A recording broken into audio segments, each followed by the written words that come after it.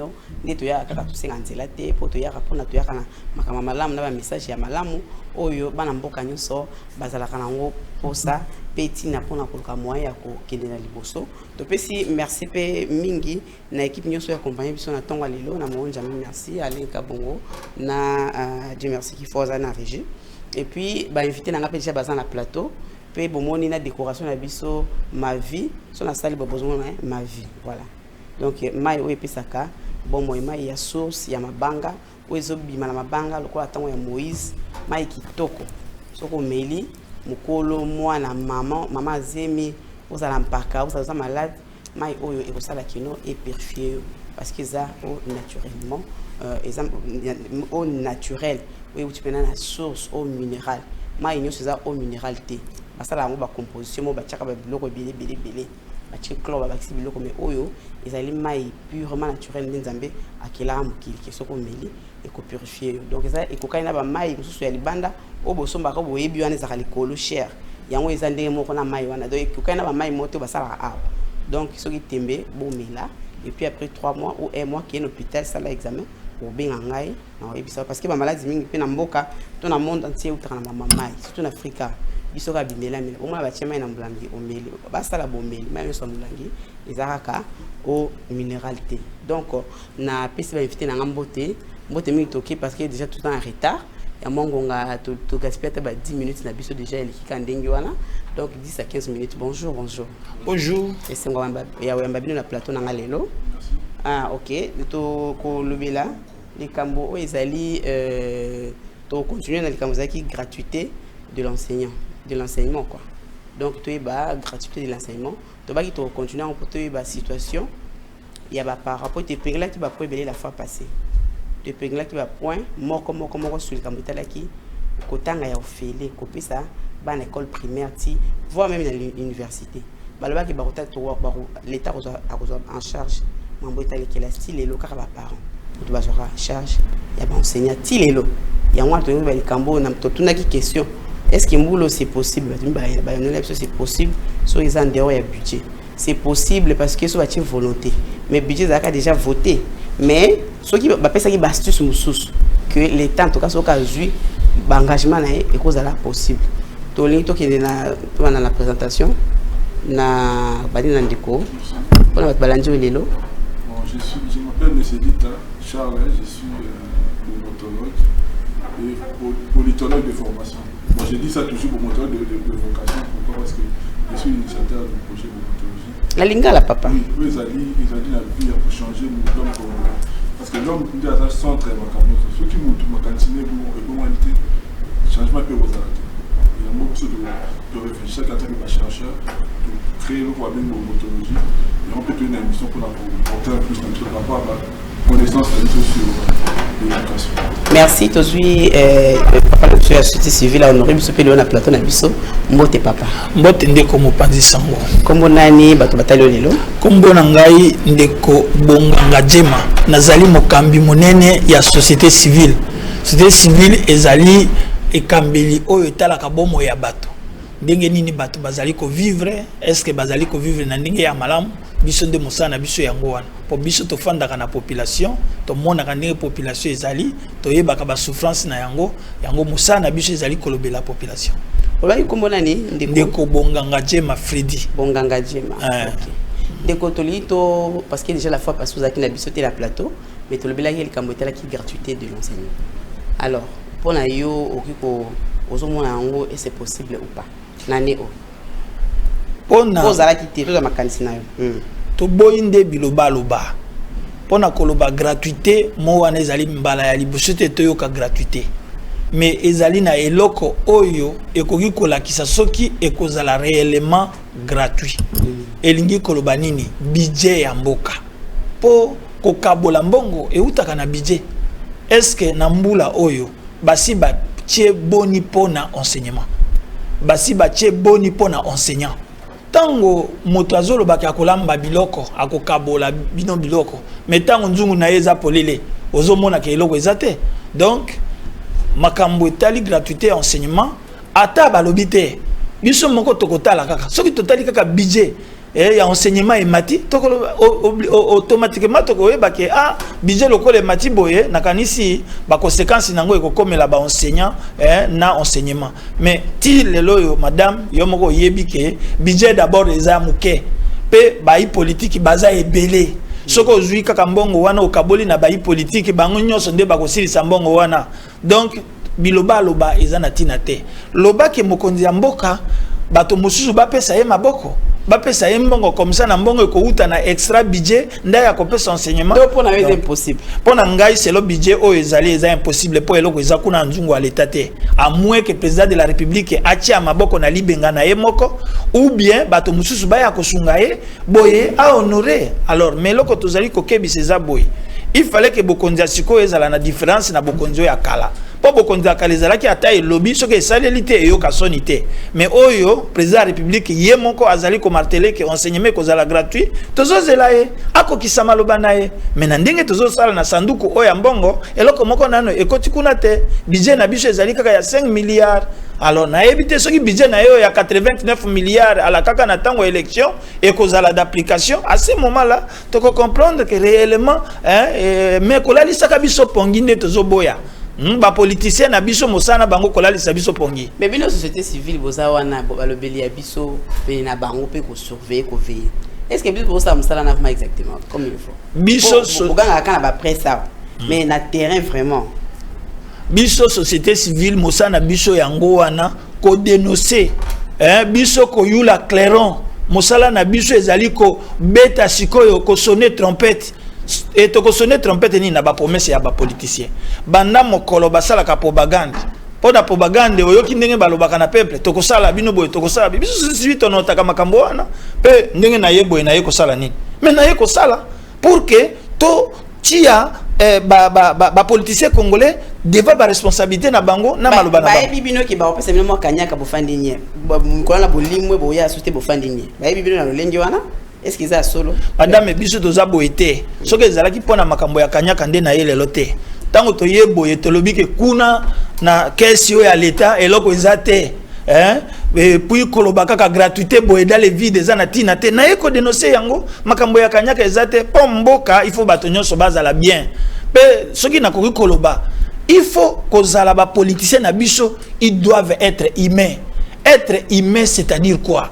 Être humain elingi koloba ko sala ba condition malamu pona bato nyonso. Vous comprenez? C'est sauver l'autre. Nos politiciens ils n'ont pas cette définition là. Ils ne sont pas humains.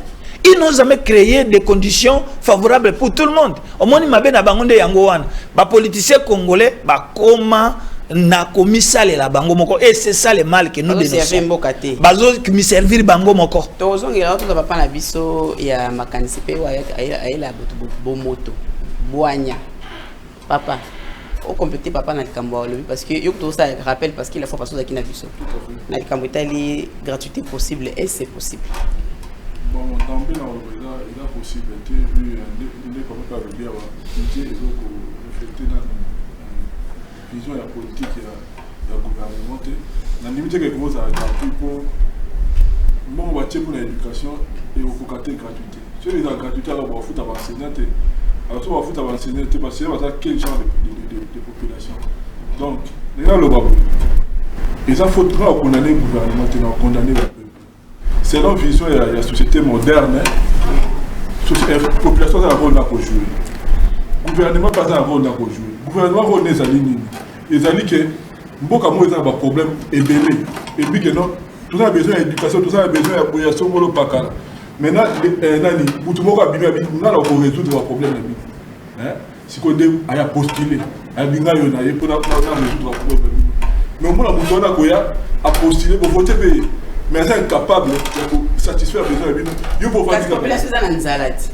La population est en Nzalate. On a eu 10 000 francs ou 15 000 francs. On a eu l'ambit.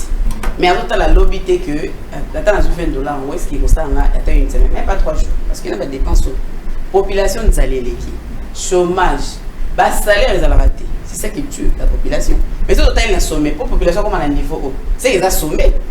Ils ont continué à faire que notre population a affaibli pour dominer, pour régner, pour la position, pour la population et on doit le vent des consciences si ça n'a pas parce que n'a pas juste na bon papa au lobby na le d'abord va continuer à la population bon remarquer mais bato qui est dans la photo bazu makama photo taba koya awa bazu kana explication même mon ko la biso c'est-à-dire ko mukonzi bit no dossier d'aka na soma mituka na soma banda vision ko ko ko constater que mais ça na temps qui na mokili oyo il faut na satisfaire kaka bon na on soit là aussi ça mo jamais muto ko ça 10 millions de dollars pour na banque et puis avec le lobby à botika est-ce que muto va ça conscient vous voyez et puis pour on peut faire non et faire nango c'est pour dire excusez-moi la vérité en réalité en tout cas va beaucoup de bon ça va gouverner tu as les lignes sur tout le monde n'a pas généralisé parce que on peut ça pas responsabiliser la population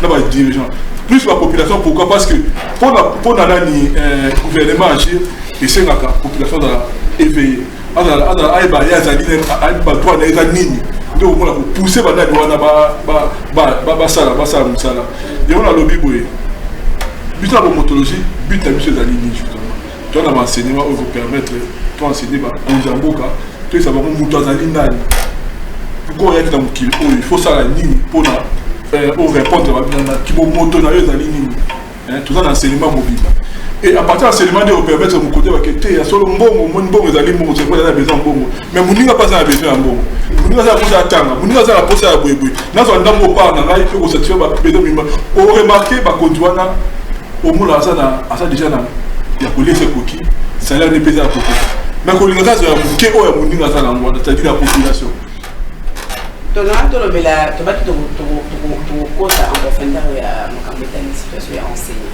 final montagne c'est mon liste oh elle a qui ça bon bah ça il va venir président de la République la premier ministre bah DG oh bah directeur biso bah oh bah ça pas les Antoine pour son avion le micro c'est sont de même personne bah toi là na évité que bah ça kana enseignant na évité donc ils a on va pas caer au moni mutu ils a ngaka vocation na eko il penda doit tinda makabu on te le voit en disant là enseignant social madame de nautique na commerçante.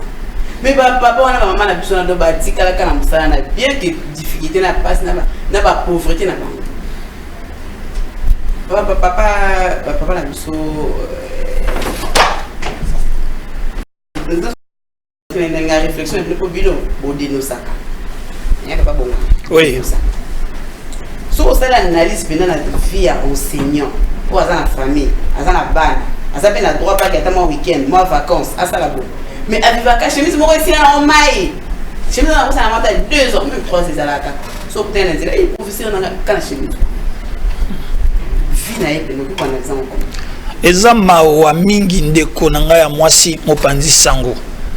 Lokola uti koloba, ezali d'abord molakisi enseignant, ezali motolokola soda, policier, ezali lokola huissier, fonctionnaire de l'état ya suka. Et wana ezali ba indicateur ya évaluation ya bien-être ya mboka soki mboka wana eza malamu bakotuna yo oza président de la république ofutaka huissier na yo combien yo oza président de la république ozofuta enseignant na yo combien yo oza président de la république ozofuta militaire na policier oyo bazali bato moko stratégique na mboka ozofuta bango combien yango wana nakoki koyebisa yo ke biso toza na état moko en faillite eloko ya liboso ya koluka awa ezali kosala nyonso pour kotia un économiste oya koya kopesa na no budget réel pour bisalela oyo bazo sala wana ba o ngai soki na komi na kosala boy mais il faut ko changer na no système soki motoyer zongeli kaka système wana ya kala oyo ezali ke moi minorité ya bato ngai na benga ka bango bato wana ba homme état minorité ya bato oyo baza kosala la pluie et le beau temps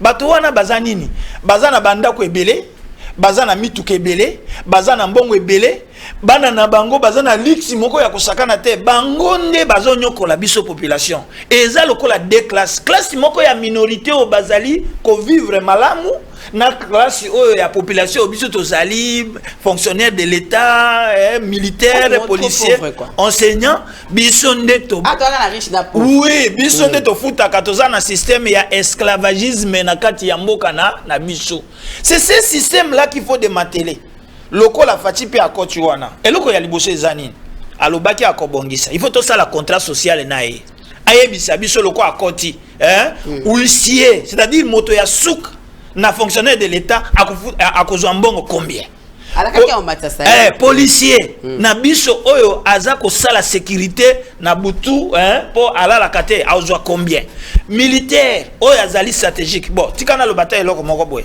ma sœur oyebi ke ba boma enseignement na mboka enseignement yango esalaka mentalité tango ba futi enseignant malamu te tango pe enseignant akoya ko pesa kaka moi mabe wazana ngo c'est-à-dire enseignant tango azanzala akolakisa malamu te ezali ko boma école donc les pays n'existent pas parce que comment on a la pongo oya bo era cours enseignant alali na nzala bazo déranger na bango bano bakendaka na basuki ba maternelle bana primaire ba azali na calorité enseignant au moins azolia eloko kwa mwana lipa mwana côté ya madame il faut enseignement tellement pour moto tellement il faut des glucides. Il faut des protéines, il faut des vitamines. Né ko sala ki enseignant ça nini a telemi et puis à réfléchir, peut réflexion peut à la malam. Ozo mona ke tango état na biso pathologique et zo sala ki enseignant zo mbongo te ezo bomande mboka. Tango état na biso ezo sala ki policier azo mbongo te ezo bomakaka mboka. Tala nanu musée tanga kotaka. Apesaka $100. Na policier ba policier ba changer kana bango na mbala moko donc balobaka changement de mentalité na ba congolais il faut changement ya mentalité et ko uta na futa mutu bien pour futa molakisi bien molakisi azwa mate ya bien apesa na congolais parce que on nourrit le mental par un enseignement et l'enseignement est donné par l'enseignant. Tant que vous ne payez pas très bien l'enseignant, le pays ne sera pas développé. Tokozala bato oyo ba raisonner malamu te parce que le raisonnement amène et comme ma vraie valeur. Alors mon problème ngone ezali. Donc mboka na biso ezabo minorité wana oyo baliaka na caisse ya l'état. Po bango basala kate chaque fois baliaka kaka na caisse ya l'état. Peuple congolais aliaka na caisse ya l'état te. Ningo moni bazawana ba députés provinciaux, ba députés nationaux, ba sénateurs, ba ministres, président de la République, ba to wana nyonso il ne fournit aucun effort, ils vont puiser l'argent dans la caisse de l'État et puis baza ko appauvrir siko au reste ya bato. C'est ces deux classes là. Oui. Malobebele lokola matanga na mbula. Tout ça papa na biso bomotologie po ype apesa makansne par rapport à la situation enseignant oyo ba privé vie. Droit de vivre à vivre comme mutu sote comme mutu moko à vivre dans la contrainte à vivre dans makambo a dépasser to les canapé na nzela o bosa nga tangi sao dépassé par les événements papa bomotologie bon nana no papa on papa le bi d'abord on a comme un enseignant abi enseignement il faut pas enseigner mutu malamu ya solo enseignement va opérer ça mutu moni mboka si vous avez une grande vision il faut boyer ba tout qui est de wapi d'abord. Parce que Mboka, il faut dans l'état d'âme. On dit que la commission a la tendance universelle. On ne peut pas commander la communion à la rationalité de la gestion. Vous comprenez? Tu ne peux pas être asiatique, la rationalité, qui est la spiritualité, on peut la biso. Donc, on peut pas la tradition. C'est-à-dire que tu vas toujours bon Dieu, tu vas là, on va aller tout ça, c'est un problème. Parce que, mon papa Félix Alobaki avec qui il a dit déboulonnement. À cause de déboulonner, c'est vrai, la sanction, je ne sais pas quand la sanction carcérale. Il faut une sanction morale. Sanction morale, les alliés que vous pouvez savoir que tu es sanctionné déjà. Parce que moi, ceux qui m'ont occasion de tricher, mais ceux qui sont à l'intérieur, on a formé que non, la coco y battait ça ma bête. Nous, la mouninga t'es ça ma bête. Et ça, notion. Et ça, d'ailleurs, l'église, c'est pas que je vois. Là, organisation, là, la société civile, pour la éduquer la population. Bon, je vois là-bas, parce que nous, tu faut l'homme est une machine à programmation. Nous devons programmer cahier. Et moi, dans l'école, la question A, B, C. Et puis, au-delà de ça, la société, tout quoi, éduquer, voilà, parce que moi, la caboye, qu'on finit à mon coloté, respecter tout ça là. Moi, je vais renseigner ça là. Mais malheureusement, dans mon cas, tout le monde a respect à mon désalité. Pour être enseigné tout le monde. Il a respect à l'alité. Enseigner à l'alité, mais respect, parce qu'il y a une formée société. Il faut penser à l'autre côté. Et il faut retenir la corruption. Quand on retient la corruption, par exemple, on corrompt enseignant.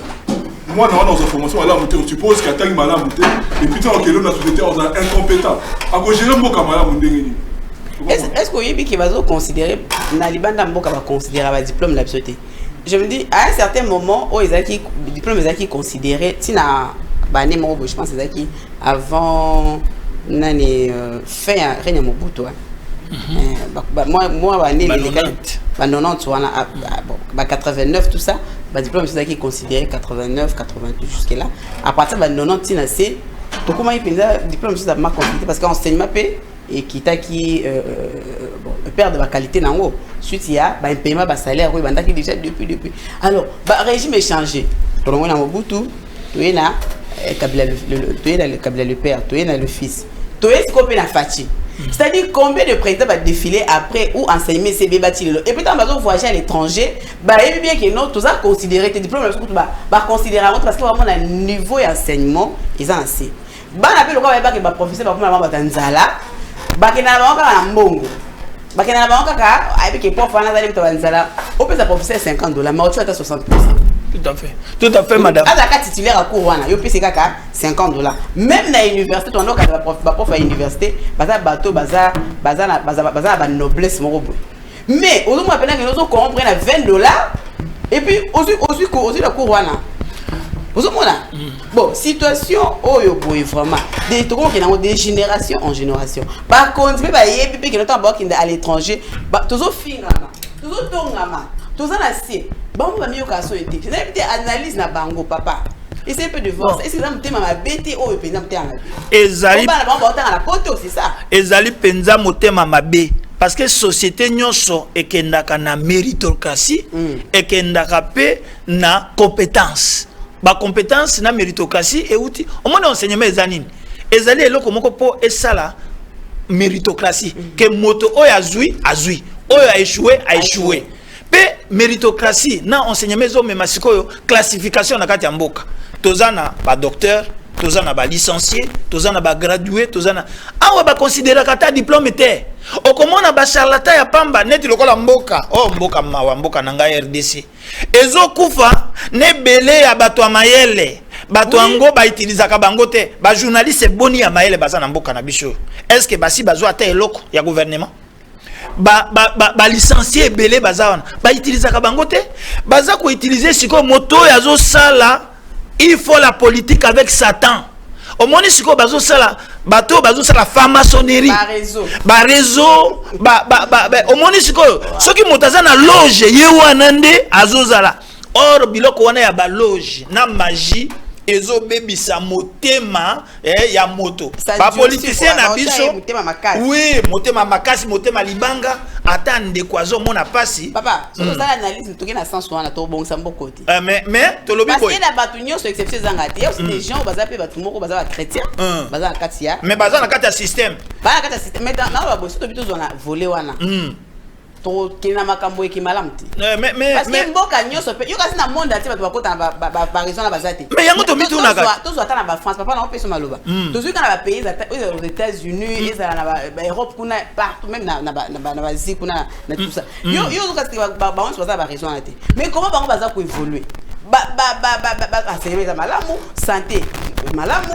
makambo nyonso donc on dit que notre population ezali ko se retrouver pour la nini to awa boye ka ba même personne ba même réseau là et c'est la tête qui va avancer est-ce que va passer en condition que le quoi même au côté la réseau la formation à RDC pour faire sur la population kasi est-ce que ça pour tout le bas bon oza na raison na ba mboka mususu malgré ba kota na biloko wana basali sakape bato na bango mais biso ezali nanu motema mabe nanu ya naturel et yeko bakisa mana na réseau wana esali ke bato bakomi trop dire mais loko ya tina na ngai na yebisa o madame eza boye politicien azali mosali ya peuple politicien azali missionnaire soki moto alobi aza politicien bapesi ye mission pour améliorer ba conditions de vie mais tango akei kuna a échoué il faut pas politicien wana pas reprendre ye tango tozo sala kaka ba oyo ba échouaki pendant 18 ans balingi babima isusu na kati ya gouvernement tozo tirer les sauter c'est ça le mal échouer aussi une fois ça vous donne la sagesse et l'intelligence mais biso awa problème na biso tozo beta c'est madame Ezaboye ba oyo ba échouer ba sali mbula zomi na mwambe ba améliorer conditions de vie à population te bango moko balingi bazonga lisusu baya ko kongolo lisusu mais c'est ça yango na oui bon ça va mais otika ka maloba tolo ba makambo tina suka na yango po peuple bazala édifier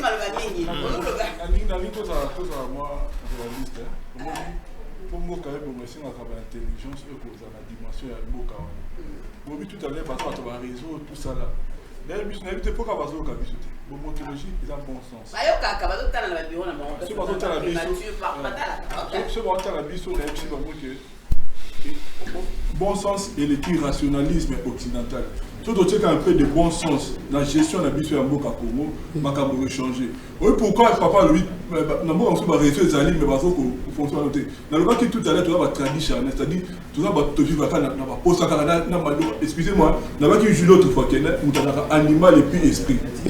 Ce que j'ai option à cause de l'anjoto non mingo pour cette faire comme ça on a pour mis tout cas on a besoin de tradition charnel c'est-à-dire ma posa kana l'anjoto non il va pas aboutir dans autre ça le mot oui vision na yote qu'est-ce que pourquoi tu es là on pense même que le boko kufa pour toi comme moi il faut et puis ce que yo lelo et va bossa que ça ligne que lelo na la salle mabela lembo est-ce que bana na ba capable de gérer mbongo na ti micro koya tout monde dans monde on kabito ba za ministre lo ba souffrir mais na lo ba boy on va comment ils alignent moi dans la sociologie avec l'effet social c'est-à-dire quoi attitude makambo salaka il y a c'est-à-dire comportement de manière générale et ça va comportement de mérité et ça ici que ça dit l'effet social va contraignant coercitif maintenant pour le changer mboka il faut d'abord changer la mentalité à bateau va faire la façon dont il y a besoin de faire mokili n'est ça que mokili changer et puis quelque part babi konda la zone là ils ont promis inconscience au moins bon on a classe on a la théorie mais bon on a raté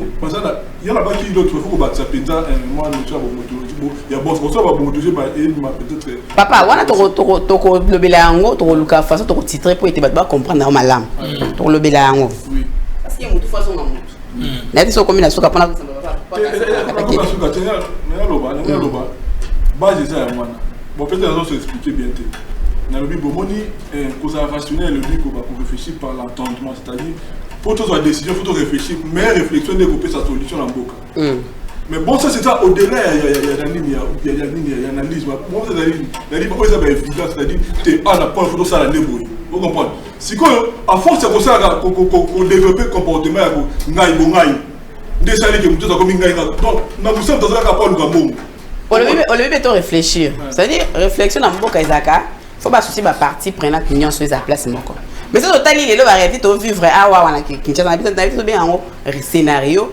to bien en nini parce que ti les là vraiment que gouvernement limité tout est bloqué pourquoi parce que je me dis que non ba partie union sur ali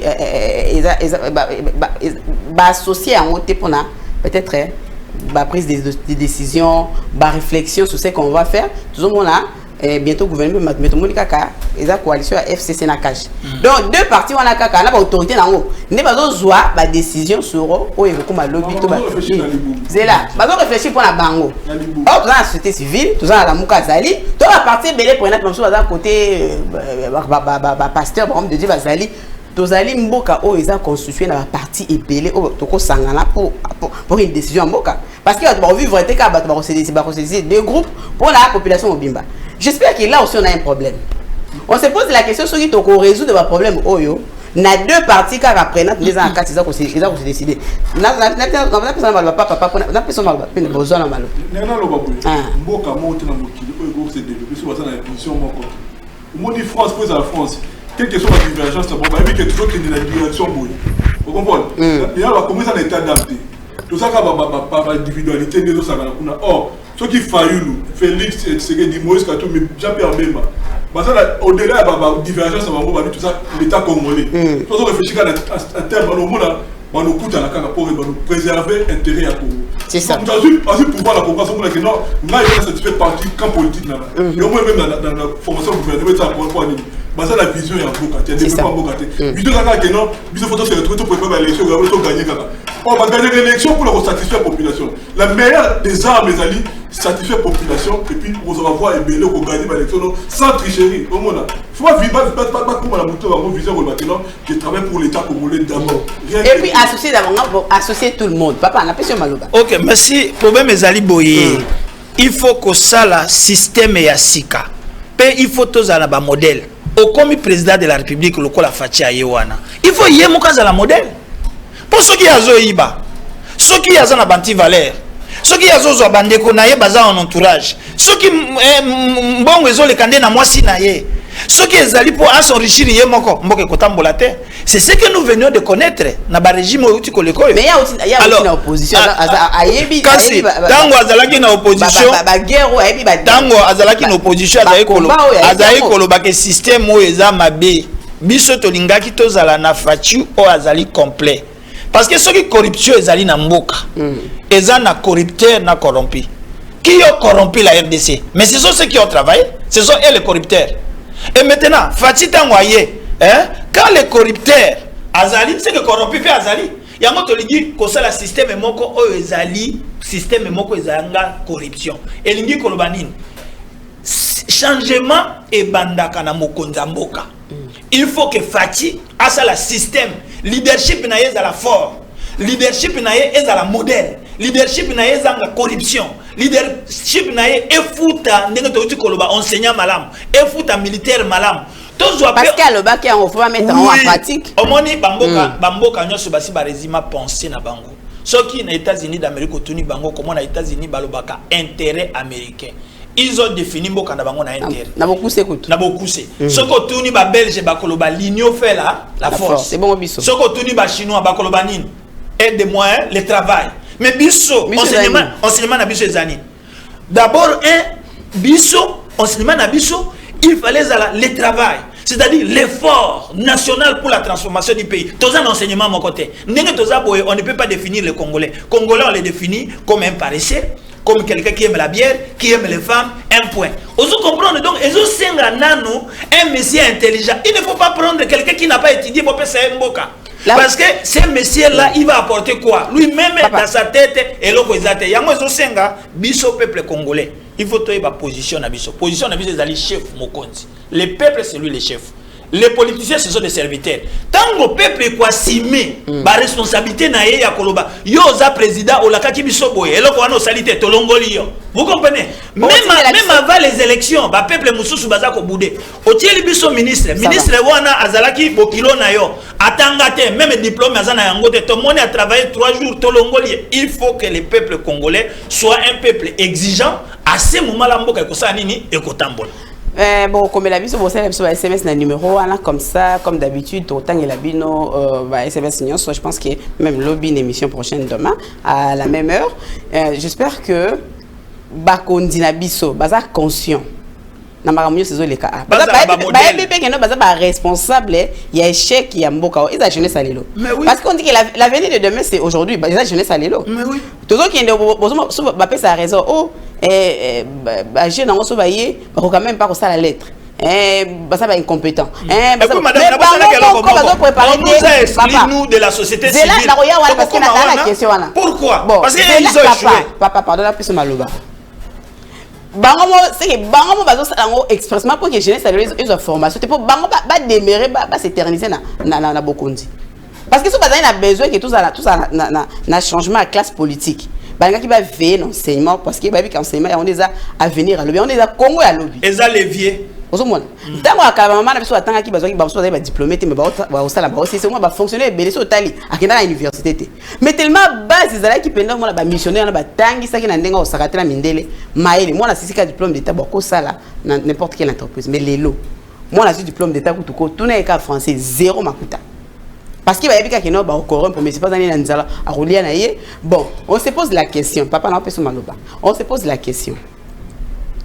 Gouvernement la biso, là responsable. Na côté makambo etali enseignement. Bazo salango exprès pour que bango ba s'éterniser la génération. Na bana parce que ba kitanga la poto ba ozonga lobby, ba ye isusu o papa kufi moi na ye à remplacer. donc eza lokwa to combien sina monarchie na plutôt bien ouais donc bango la bango kana ba lignée la bango nde e ba no kambamboko parce que leurs enfants o akatangi na poto bazo former bana bango bango importance bana kotanga na poto baki batangi tant pour papa kufi mwana zui c'est que biso ba petit peuple oyo tokotikalaka bangamba ti jusqu'à quand c'est ça le problème papa répondre il faut qu'on renverser tout gouvernement oyo eza ko nourrir peuple te o gouvernement eza anti peuple oyo ezo sala que système wana ya esclavagisme ezala. Nous avons l'obligation et la permission, biso peuple, pour biso des détenteurs et à pouvoir. Topé Sakabango un mandat, mais Topé Sakabango mbokate. La RDC n'est pas une boutique. Alors, biso peuple, toko veiller à l'intermédiaire et à biso société civile pour que tout gouvernement qui ne travaille pas pour le peuple doit être renversé. Mais bah exclure Bino Bozate là. Bah exclure biso Bozate d'abord un divisé. Et comment société civile pro FCC, société civile pro par exemple Cash. Et bako zoua bato oyo bazali ba politicien biso lokwa to za boye babunganga boye to za neutre c'est-à-dire naza ni de FCC moins encore ya cash toko eza difficile.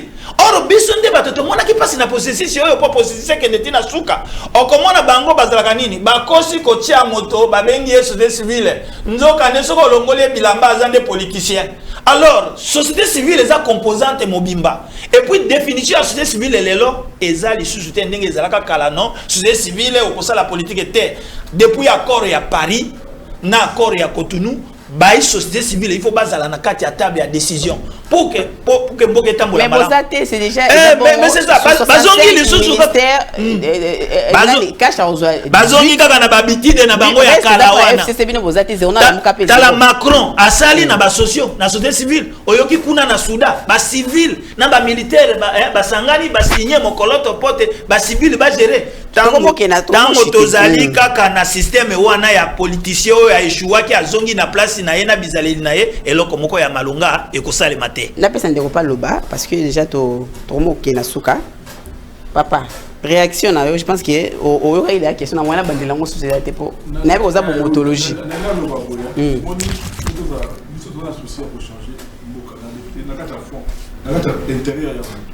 c'est comme tu as changé tes namboka oyo le bossa la maison tu te ça va discours aussi longtemps tu as quand que non là il faut la fin la cabine la fin la Félix c'est que pour la c'est exactement ce que fait la société civile aïe bois fini donc par exemple la bâti et bébé excusez-moi là tout la vérité moi pourquoi tu as ligne tout ça tellement à penser beaucoup médiocre c'est tout finga katé te boyaka bolobi ya linga boyaka ko bolobi oti makele tant ozama poste yana OK ayo olimwe basi ba yebi bino pe bon OK so ozuka nyaka na sana ba ni bandeli OK na c'est ça vous aussi d'un côté na ba bité ki na accusé maman mais na généraliser ka ba pesa biso ata poste te madame mboka bino pe poste moko to zoate bandati lelo poste to zoate moi se donne sika ezala kaka poste bazo kabolaka ba politicien ba politicien poste pe ba pesa non mais poste po ba échouer madame tozo luka poste bongo bango esaka bango ne ba luka poste est-ce que bazali plus congolais que biso parce que ba plus congolais que biso te omoni enseignement ba peste na congolais attendez papa so ba dénoncer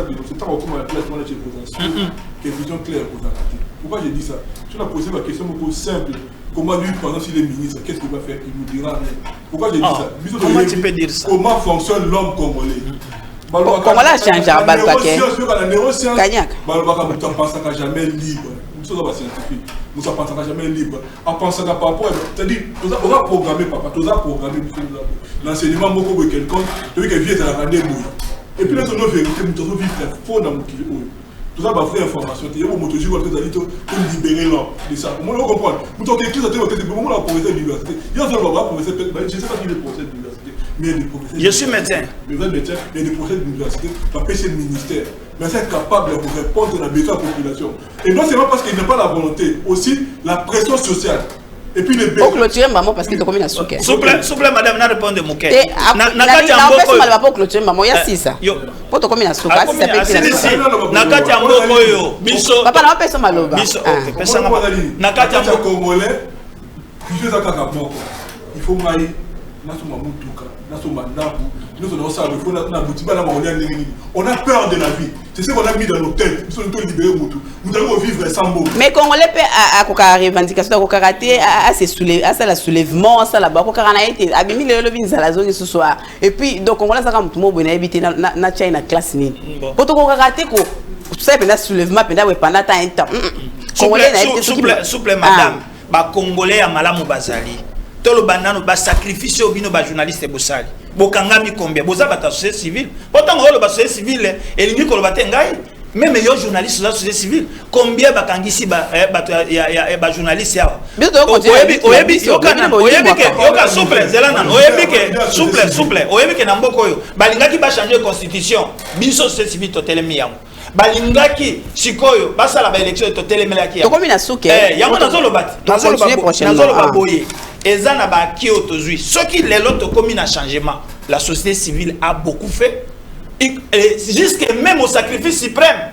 Bakapangala bakufa, ba journaliste bakanga ba souple, ba journaliste. Mais c'est donc bato ya malamu bazali. Là c'était super va se retrouver non. Nous sommes arrivés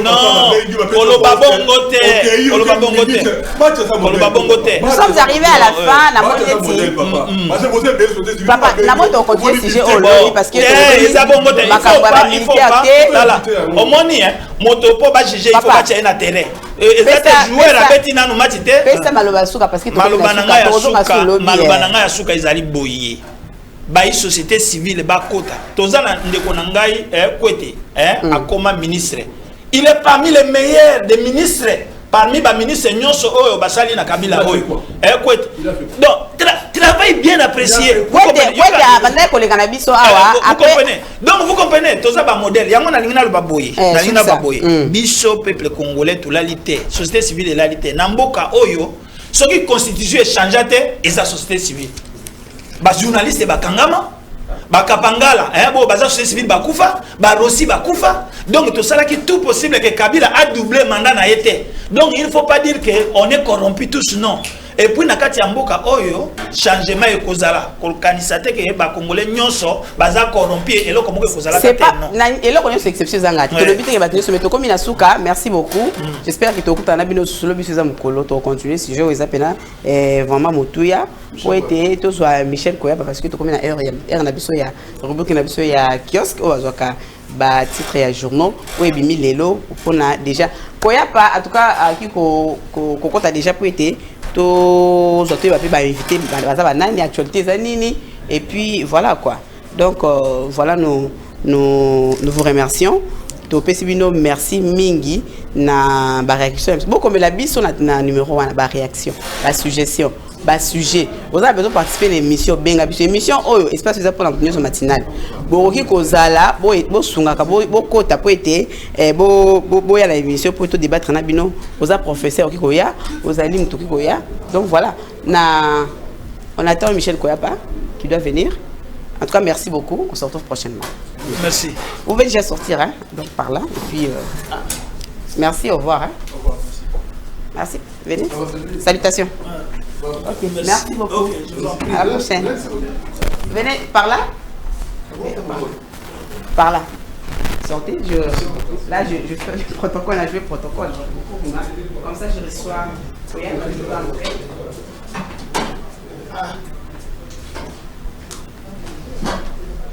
Koyapa pour na to comme na tango la biso ba na biso oyo ba politique bazelaka. Bonjour Koyapa. Bonjour Steve. En tout cas bienvenue hein. Merci. Donc tout à l'heure menu à qu'est-ce que ça l'envoie à Nibaebi. Journaux mini revenu sur il y a gouvernement Sylvestre Ilunga déjà sur à mon avis lobby pour dire bon à promettre que dans 2 jours on va essayer de nous pour que finalement nous avons gouvernement wana pour me capter masolo mini né ba o ba za bongo ba membre gouvernement wana et surtout pe kota la profit na bango déjà toi qui porte-parole il y a Mokonzambo Kalobi que na kata gouvernement o ba reçoit n'importe qui. Déjà, il y aura un travail de sélection pour que le gouvernement ait répondre à l'attente de la population congolaise dans l'ensemble. Et puis, tu vas revenir également sur Makambo, il y a réquisition d'informations. Oui. Il y a l'administrateur général adjoint, il y a ANER, à Salé Angopona, il y a IGF, donc inspecteur général des finances, ou à Salabon audit dans l'entreprise, ou bien plutôt dans le gouvernement, dans le ministère, depuis que Félix Tshisekedi azalaki Kibongo investi président de la République, bah dépense, bah les akindengenini et surtout bazolo débat mingi sur caractère légal, il y a saisine ou il y a réquisition est-ce que a la compétence il y a que ça la moto T quand ici ba juriste on peut savoir sur moi éclaircissement peut débat aux assureurs yango mais fondamentalement des bon que le capé que ça la bongo bengi yango mosala ya cause la bonne gouvernance ba pesio gérer mbongo ya l'état est-ce que ça le mandenge wana et c'est le mandenge mususu donc débat vous allez faire autour il y a dossier wana naturellement to on appelle makambo ya arrêté ya gouverneur il y a ville à Kinshasa où il y a qui pété bourgmestre